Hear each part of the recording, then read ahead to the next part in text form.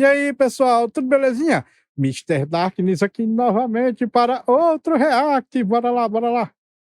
Olha, tá todo mundo muito cansado. Ninguém aguenta mais isso aqui. Depois que tiraram a vida do Charlie Kirk, boa parte das pessoas normais se revoltaram. Mas teve muita gente também comemorando a morte dele. E essas comemorações não vieram só daquela parte mais militante da internet. Na verdade mesmo, dentro da indústria de jogos, muitos desenvolvedores vieram a público, e não é desenvolvedor assim, o cara programador que acabou de entrar na empresa. É desenvolvedor sênior de jogo grande. Veio a público ou pra zombar do que aconteceu e do fato dele ter perdido a vida dele, ou dando retweet em contas que estavam fazendo isso, ou dizendo que aquilo ali de alguma maneira foi merecido por conta das ideias que ele defendia. Olha, é o seguinte, esse pessoal que tá fazendo isso é justamente aquele pessoalzinho que entrou nessas empresas aí por causa dessas pautas aí, sabe? O pessoal entrou nessas empresas para passar a mensagem. São justamente essas pessoas que, se tivessem a chance, elas mesmo matariam o Charles Kirk.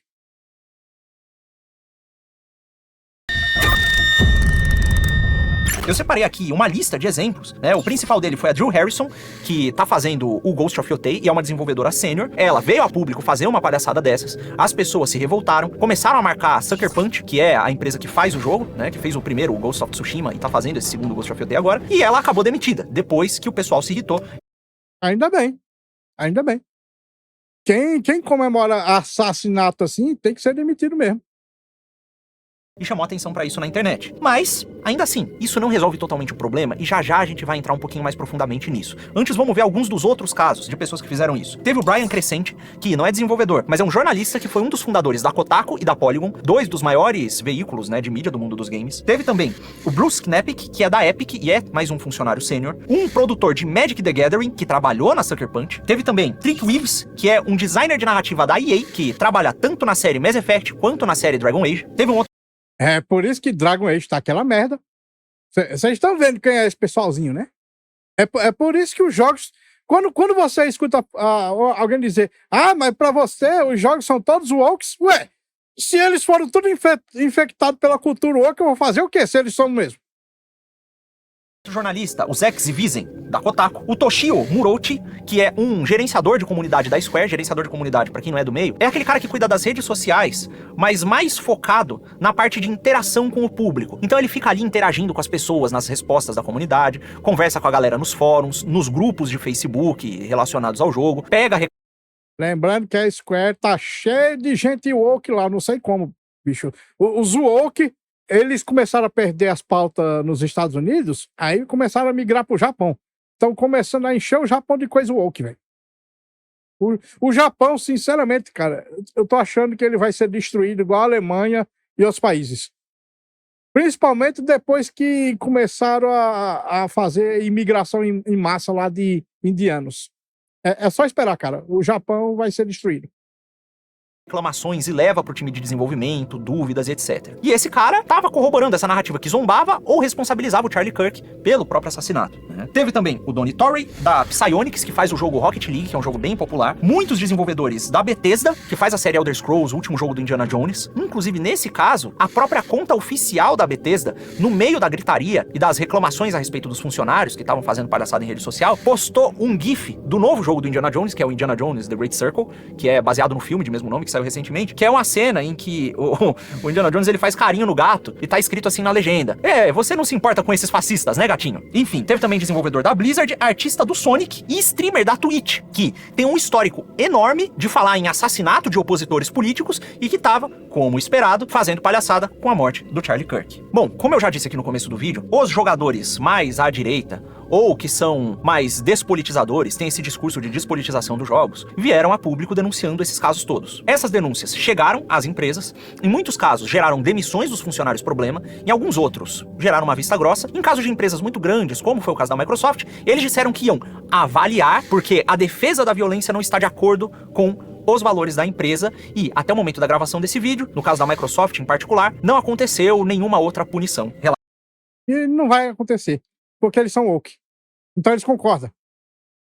Relacionada. E uma das coisas que mais me chama a atenção aqui nesse episódio não é nem tanto essa reação da direita. É o fato de que num passado não muito distante, desenvolvedores de diversas dessas empresas já tinham atitudes muito beligerantes e muito agressivas e violentas contra opositores políticos. Olha, recentemente, por exemplo, em 2021, quando teve toda aquela polêmica relacionada à lei do aborto no Texas, que tornava o aborto ilegal, em muitos casos, agora eu não me recordo exatamente se ele só dificultava ou se era completamente cortado. O editor vai colocar aí na tela pra gente ver. O ponto é que, durante esse período, vários desenvolvedores vieram a público em protesto contra a lei que criminalizava o assassinato de crianças nos ventres de suas mães. E a coisa era assim, hegemônica, de jornalistas a programadores, artistas e diretores de jogos. Todos concordavam que o aborto tinha que ser legal. Teve uma voz que cantou fora do coro, ou pelo menos uma da qual eu fiquei sabendo, que foi a do CEO da Tripwire, ou a-CEO. Na época, ele abriu a boca pra dizer, olha, com tantas vozes se pronunciando a respeito do assunto na indústria, eu gostaria de deixar aqui marcada a minha posição, né? E o cara era cristão, era publicamente cristão, inclusive ele aparecia em fotos em convenções de jogos com camiseta de banda gospel. No caso, era a camiseta do Demon Hunter, que é uma banda de metalcore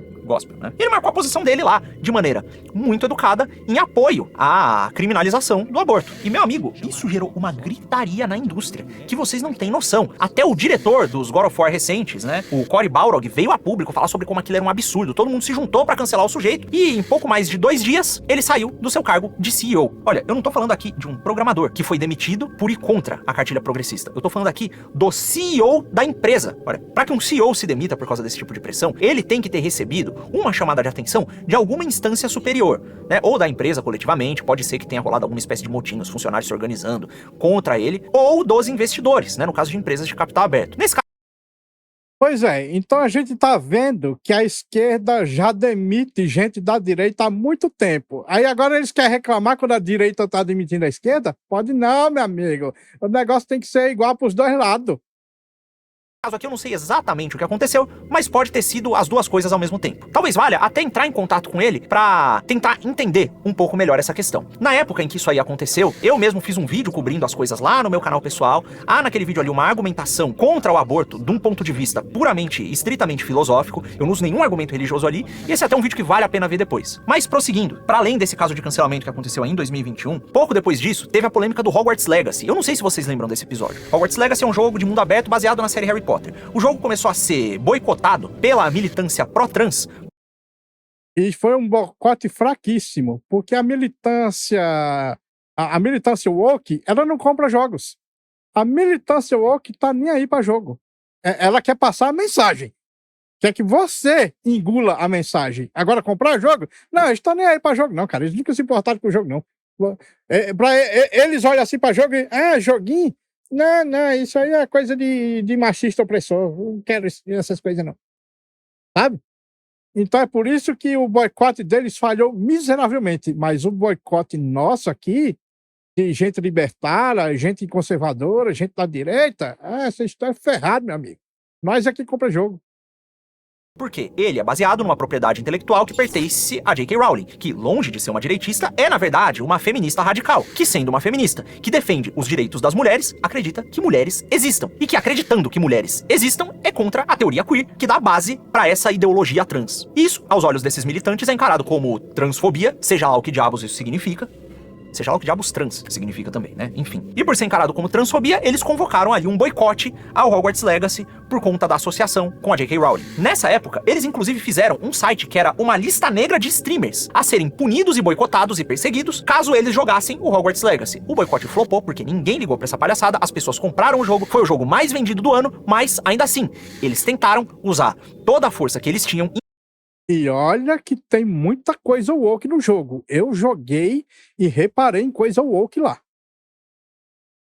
Inclusive o apoio da mídia de videogames, né, dos jornalistas, pra tentar boicotar o jogo e qualquer um que o apoiasse. No meio desse balaio de gato aí, teve também o caso do Troy Levitt, que era um desenvolvedor sênior que atuava dentro do estúdio que produzia o Hogwarts Legacy. Alguém descobriu aí que esse cara tinha uma postura que era basicamente a de um liberal clássico, assim, o cara não era nem conservador, e que por conta dessa postura que ele tinha, ele apoiou o Gamergate. E aí, porque ele era um, entre aspas, apoiador do Gamergate, ele foi tratado como um pária e começaram a promover uma campanha de cancelamento para que ele fosse demitido do estúdio. Ele saiu do estúdio, segundo as próprias palavras dele, porque ele já planejava se aposentar mesmo, se mudar e coisas desse tipo. Não interessa. O que interessa pra gente aqui é que esse indivíduo foi perseguido. Esse cancelamento foi movido por conta de um negócio chamado Gamergate. E o próprio Gamergate, finalizando essa retrospectiva histórica que a gente tá fazendo aqui, da atuação da esquerda dentro dos jogos, ou de uma parte da sua atuação, pelo menos, o Gamergate foi um evento muito importante, que marcou ali aquele período entre 2012 e 2016. Da eleição do Trump. E ele, em resumo, porque nós temos um vídeo aqui inteiro dedicado a explicar esse fenômeno e os seus impactos na política, né? Ele começou quando alguns internautas descobriram que uma desenvolvedora de jogos indie, chamada Zoe Quinn, ao que tudo indica, teria tido relações libidinosas com um jornalista que promoveu o seu jogo no veículo em que ele trabalhava. Daí começou toda uma movimentação de cobrança do jornalismo, descobriram diversos outros casos em que jornalistas tinham namoradas dentro da empresa do jogo que eles estavam produzindo crítica a respeito, de podcasts de grandes veículos, em que chamavam desenvolvedores que eram amigos de infância do dono do podcast. Nossa, tava aparecendo a política brasileira, né? Porra, a política brasileira é toda desse jeito aí, cara.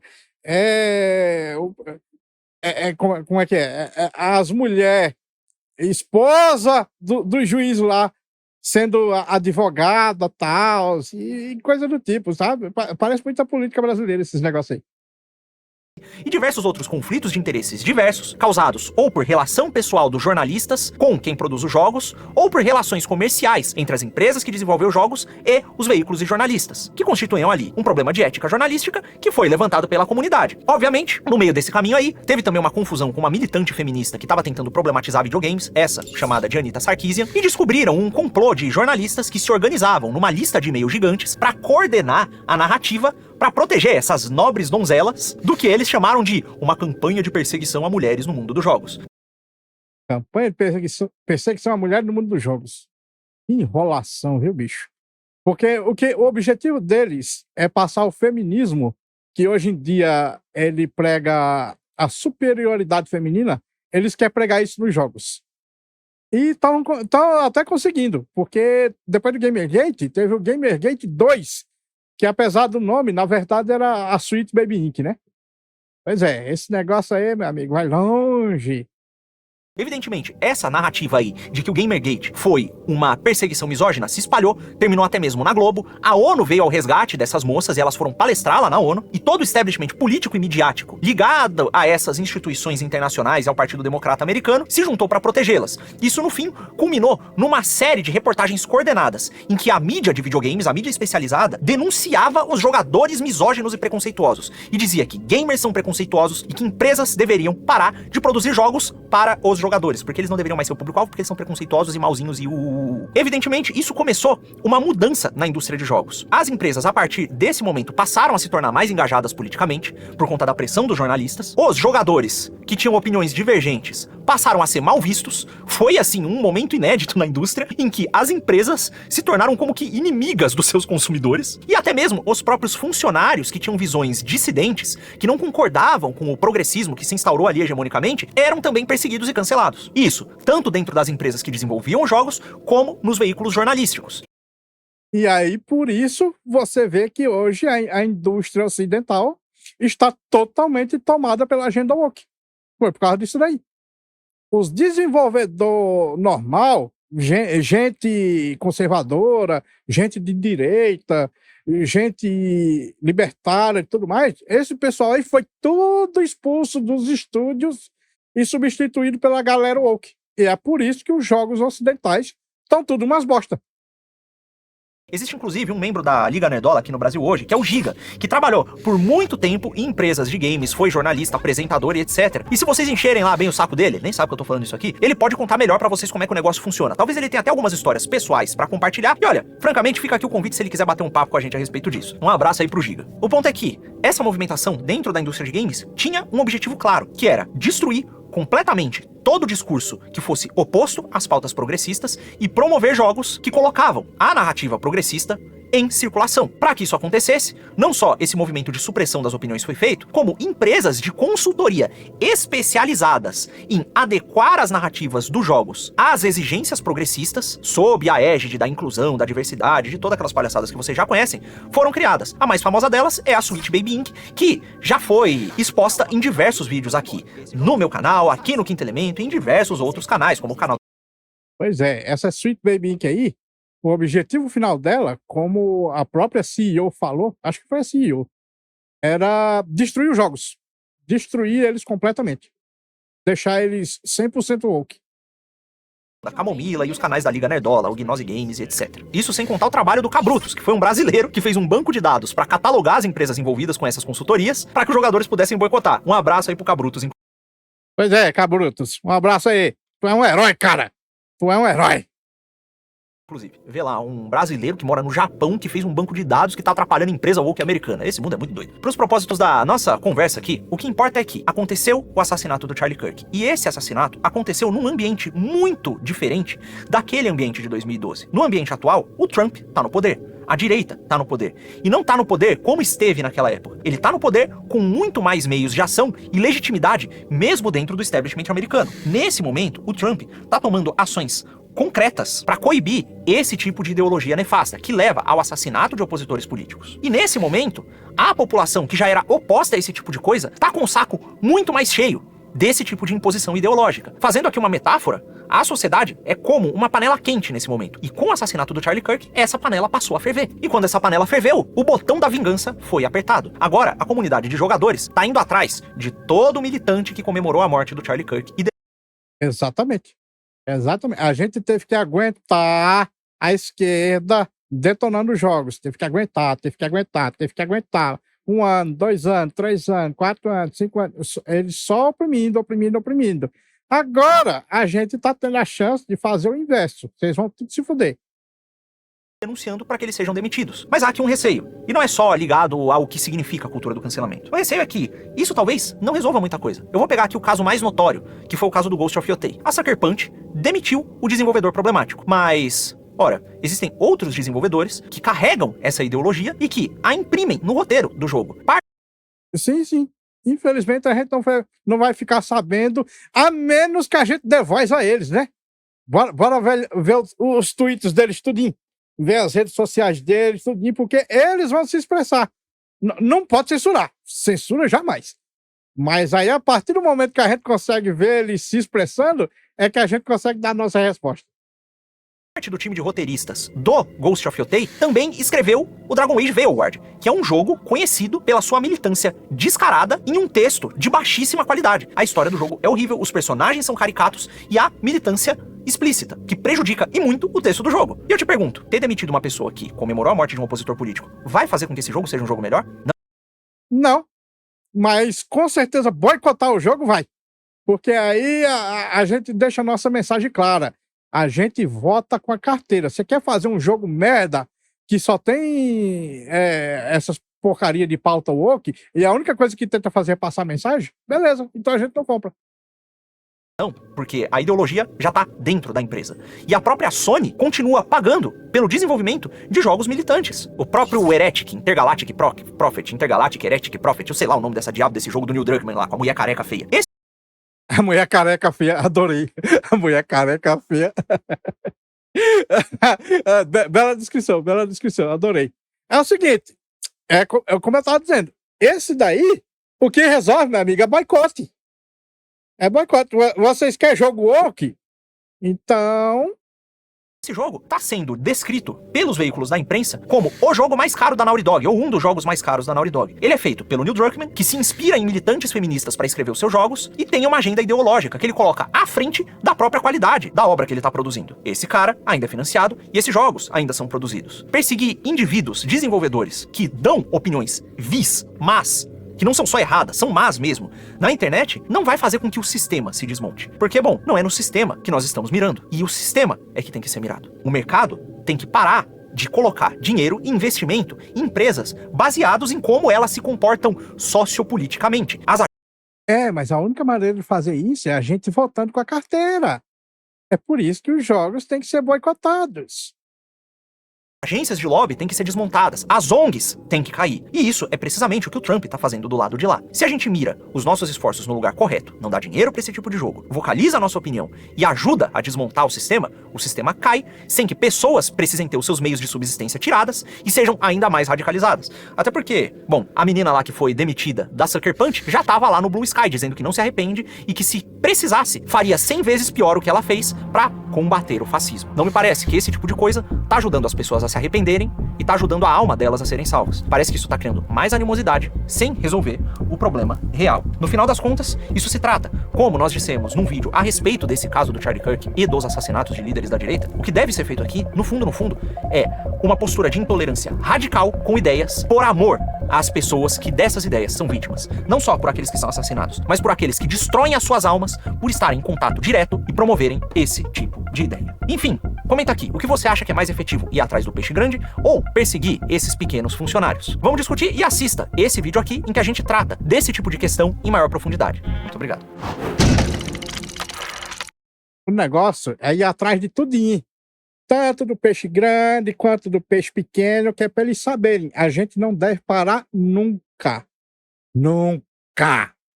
Bom, pessoal, esse vídeo fica por aqui. Muito obrigado por terem assistido até o fim. Não se esqueçam de deixar o like, se inscrever no canal e comentar com suas opiniões. Considerem também ativar o sininho para serem notificados das lives e vídeos. Meu nome é Mr. Zaknis. Um grande abraço por trás com muito carinho e até a próxima. Fui!